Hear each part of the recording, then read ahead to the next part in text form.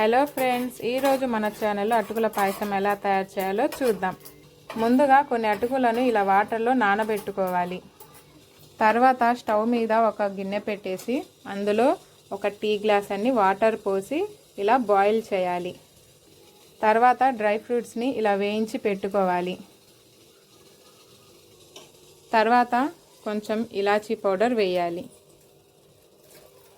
చూడండి friends, water ఇలా boil అవుతున్నాయి కదా, అప్పుడు ముందుగా మనం నానబెట్టుకున్న అటుకులని ఇందులో వేసేద్దాం.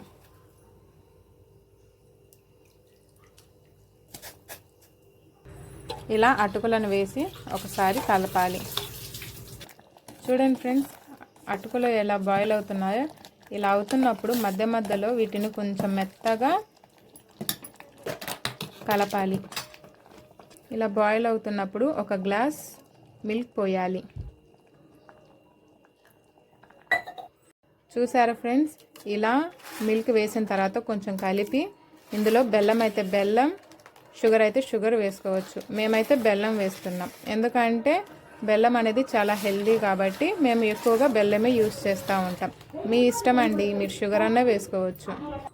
బెల్లం వేసిన తర్వాత ఇలా కలుపుతూ ఉండాలి, ఎందుకంటే బెల్లం మెత్తగా అవ్వాలి కదా, కలిసిపోవాలి కదా, అందుకు. ముందుగా మనం నెయ్యిలో వేయించుకున్న డ్రై ఫ్రూట్స్ని వేసేద్దాం.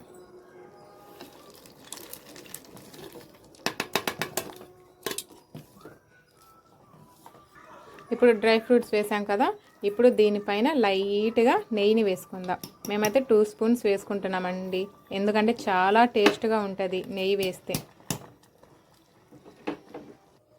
అంతేనండి, ఎంతో టేస్ట్ అయినా ఎంతో కలర్ఫుల్ అయిన అటుకుల పాయసం రెడీ అయిపోయింది.